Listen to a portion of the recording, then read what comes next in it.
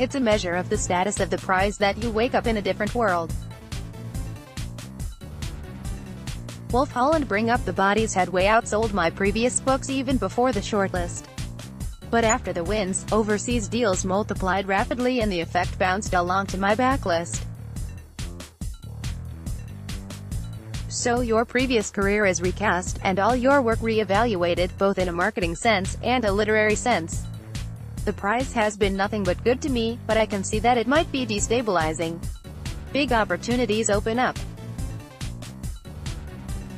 It would be possible to spend years floating around the world showing off, and to become a professional winner instead of a professional writer. I imagine also that panic could strike. Luckily for me, I was held safe because I was committed to a trilogy. So neither in 2009 or in 2012 did I have to ask myself, what do I do now? Having been a judge as well as a contender, I know about the vast burden of reading, the chancy and nervous nature of the process, and how much depends on the dynamics of the final meeting. It may be skill that gets you to the shortlist stage, but we winners should remember that we have had a bit of luck, too. It's important to get back to your desk, sit down in a spirit of humility, and, if you aim to flourish after the prize, learn all over again how to fail. Quick guide. Thank you for your feedback. Julian Barnes. I felt a general soppy warmth towards everyone, the sense of an ending. 2011. I've always believed that literary prizes should be for the encouragement of the young, and the consolation of the old. In the middle stretch, you should just get on with it. So winning the Man Booker in my mid-60s was indeed a consolation, also a relief. I've been shortlisted in each of the preceding 3 decades, but mainly a simple pleasure. I knew there was no danger of it changing the way I might write, and little I hoped of it going to my head. My old friend Ian McEwan warned me a few days afterwards, by the way, you'll find that from now on you're no longer the novelist Julian Barnes, you've been transformed into the Booker Prize-winning novelist Julian Barnes. This has indeed proved the case, but it's hardly much of a burden. The highlights of that evening in 2011? A kind friend assuring me as I sat down to dinner, "We'll love you just as much if you don't win," and me asking her jauntily 2 hours later, "So do you love me more now?" My female, British publisher jumping into my lap a few milliseconds after the announcement. My male, American, publisher instantly tapping into his iPhone instructions to up the print run for the forthcoming American edition. Then a general soppy warmth towards everyone in the Guildhall, the judges, my fellow shortlistees, waiters, interviewers, even the journalist overheard before the press conference boasting to a chum that, "I'm going to ambush him with the Marnamus question." Nothing could shake my absurd, if logical, good humor. I was over-familiar with the downside of not winning the Booker, and could see no downside at all to finally winning it. Margaret Atwood. I had a contest with Beryl Bainbridge, who could be nominated most without winning. The Blind Assassin, 2000. It was an evening with especially good flower arrangements in 2000, the year I won. I'd been nominated for The Handmaid's Tale, Too Feminist, Cat's Eye, Too Provincial, and Alias Grace, Too Colonial, and it seemed that I was in the Beryl Bainbridge category, always a bridesmaid but never a bride. In fact, she and I had a contest going, who could be nominated the most without winning? When I actually did win, my first thought was, my new shoes are too tight, because now I would have to walk in them to get photographed and so forth. I probably shouldn't have said that my earliest literary influence was Beatrix Potter, however true, but as I wasn't expecting to win, I had no speech prepared. I was of course thrilled and grateful, but also I was simply relieved I would not have to return to Canada, to a reproachful but gleeful media chorus of "Atwood fails to win Booker," as if it were a horse race. It's much more like Best Pumpkin in Show, the pumpkin does nothing.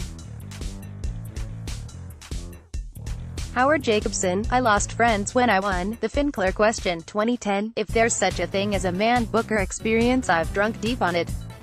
Overlooked, infuriated, long-listed, short-listed, victorious, overjoyed. I lost friends when I won.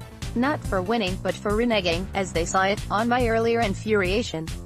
Naive of them. If you are angry with a prize that doesn't seem to value the sort of novels you write, you are bound to change your tune when it does. I got lucky with the judges, 3 women and 2 men of rare discernment and a sense of humor. Of course I thought myself deserving, but justice is no more than the dice rolling in your favor. Losing had been equally arbitrary. Winning opened doors I thought were shut forever. Overnight, offers came in from foreign publishers, even publishers in Israel who until then had largely ignored my work on the grounds, they told my agent, that it was too Jewish. How Jewish is too Jewish? There's an argument that the fathers of the novel are Homer and the Old Testament being responsible for the jokes. That being the case, all novels are Jewish in the disputatious dialogic sense. If I didn't expect the Finkler question to win, and my mother was so convinced it wouldn't, I suspect she went to William Hill and bet against it, that was because I feared it was too overtly Jewish. Which goes to show you never know. Thus my only advice to aspirants to the prize, don't try to write a man book. Leave it to the dice. And remember to be graceful in victory. We need all the help we can get. And right, I thought the camera was on Ian McEwan. The Gathering, 2007. One of the most useful things said to me after the Man Booker came from my medical sister, who looked at me with a cool, diagnostic eye and said, I usually advise people not to make any major decisions until 6 months after a life-changing event. I didn't know my life had changed, I just knew that it was hard to get back to the desk. This was not part of the fantasy of the night, of course. I saw the cameraman lining up a shot on me and thought he was aiming at Ian McEwan, who was sitting over my left shoulder. When the announcement came, I expected a name, but the chairman of the judges read out the title of a book, and it took me a long second to realize that I had written this book. I told all this to a local audience in Dublin the other day and they just loved it. The fantasy of being the chosen one is incredibly strong. But if I am proud, it is of one fact: The Gathering is not just one of the minority of books written by a woman to claim the prize, it is also one of the very few to have a female narrator, perhaps 5 out of the 50, and I am happy to have beaten those odds. Peter Carey, Nothing Prepared Me for the Apocalyptic Flashbulbs. Oscar and Lucinda, 1988, and True History of the Kelly Gang, 2001. When I was shortlisted for Illywacker in 1985, I had never read in public in my life. I was terrified that I would win and therefore have to make a speech. For 2 days I calmed myself by imagining Doris Lessing or Carey Helm would win. That worked, for my nerves, and for Carey Helm as well. When, 3 years later, I was shortlisted for Oscar and Lucinda, I was a different man, not quite ready to punch the air or throw myself on the floor, but confident I would not lose my voice if called on to speak. What I said is fortunately forgotten, but I accepted the nice check and slipped it in my rented tux. It was only after this, when I had the money in my pocket, that I discovered there was something ahead, more overwhelming than a speech. Oscar and Lucinda had been my 4th publication. I had already done many interviews, I thought. I had been photographed more than was decent. But nothing in my previous life prepared me for what followed. I mean, my body had known nothing like these apocalyptic flashbulbs, relentless probes, strobes, questions left, right and over there. I was over the moon. I said I was. I said that, too. Others were proud, my whole country even. What did I feel? What did I think? Was I happy? In those hours of media triumph and celebration, while my publishing life changed forever, the cruelest trick of all was how numb I felt. I had to wait 3 days, for a stranger to hail me in the arrivals hall of Sydney Airport, to really feel the thrill. Good on you, mate. Well done, Marlon James. I had to be marched back to my seat. A Brief History of 7 Killings, 2015. I really didn't think I was going to win. So much so that I didn't even write a speech.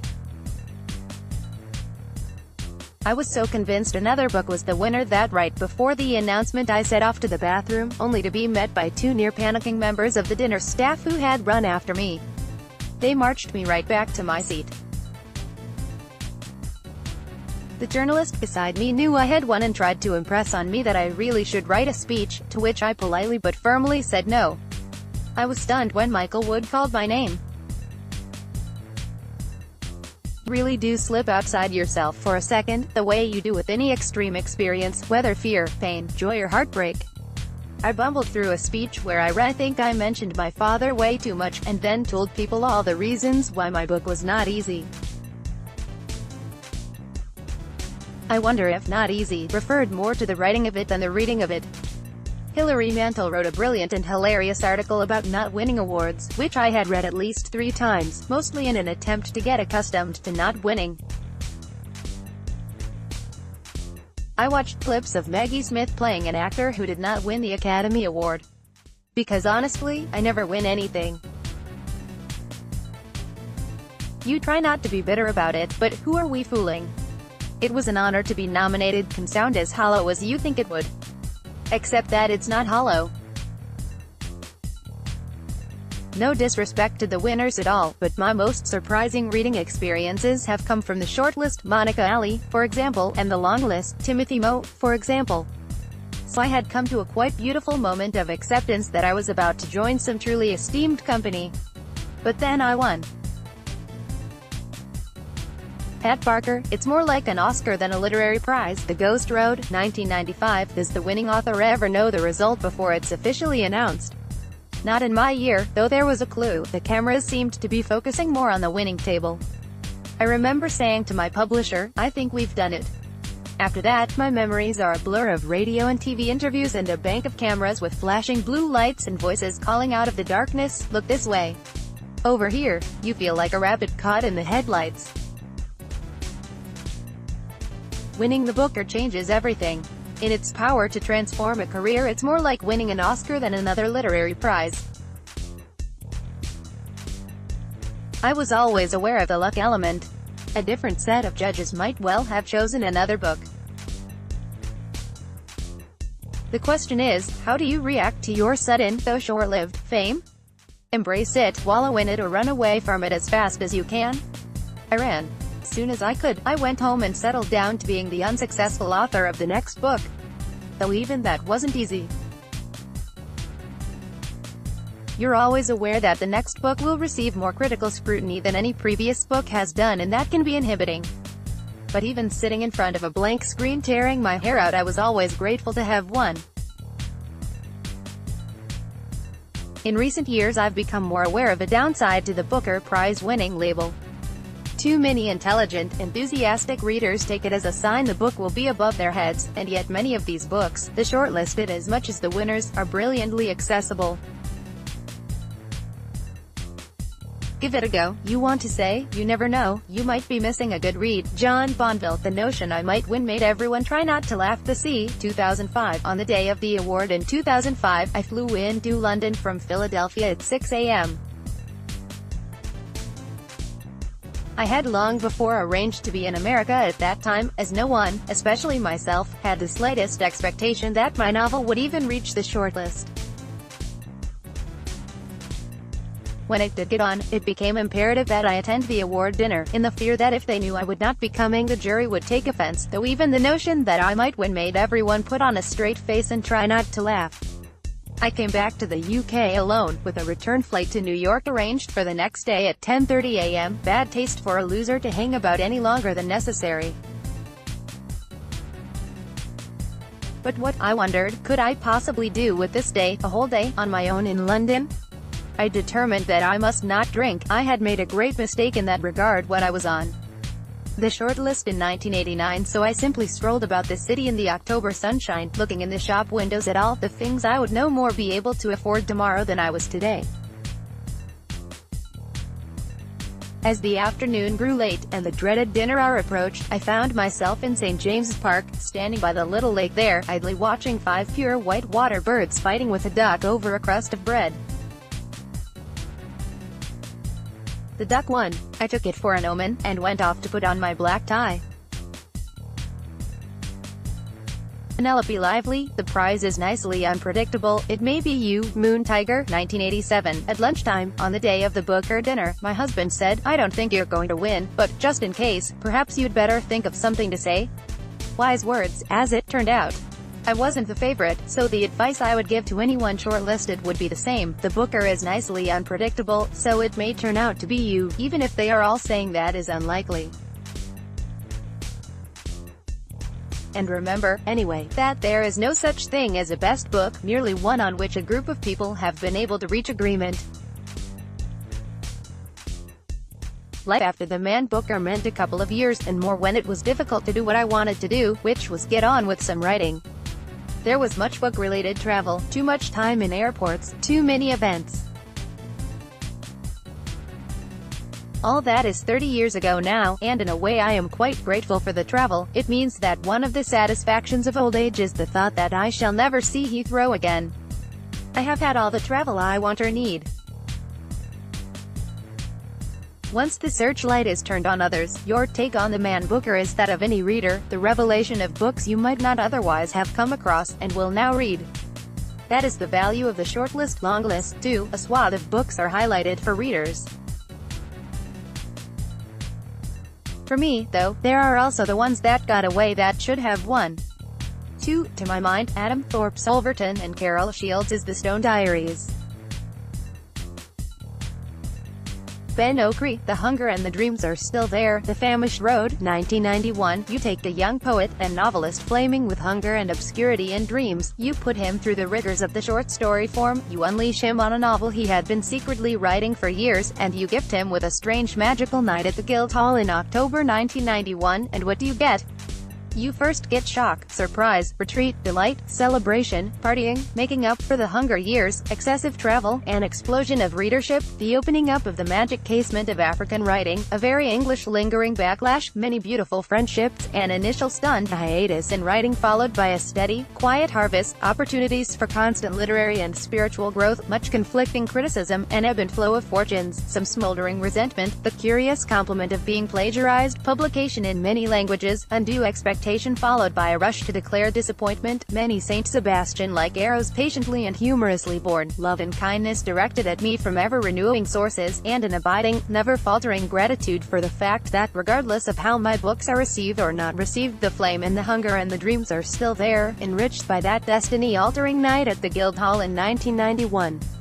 DBCPR, I bet a tenner on myself as if I were a horse. Vernon God Little, 2003. For a participant, one thing the Man Booker Prize is strange for is that your days of feverish writing can be 2 or more years behind you. There's an extreme Doppler shift. You didn't write the book with a view to later competing with others. You suddenly find yourself not only in competition, but given odds at the bookies. I put a tenner on myself as if I were a horse, you just have to. As if runners ran a race against themselves, and judges were convened years later in a different place, or you worked up the strength to lob a bowling ball up an alley over the horizon, and by the time you got over the rise you saw that agents and publishers had kept the thing rolling on. The night itself is numbing. The shortlist is the realistic prize. I don't know how possible it is to find a single winner among artworks. From the perspective of the dinner table on the night, you quickly realize the show's set up for TV. I remember being told to expect one of 5 roving cameras in my face as the winner was announced. Those are the cameras that catch your reaction when someone else wins. 5 of them, as the winner will go to the stage. I spotted the cameras early, watched them wait for the announcement, and lived a very long split second as I realized none were coming to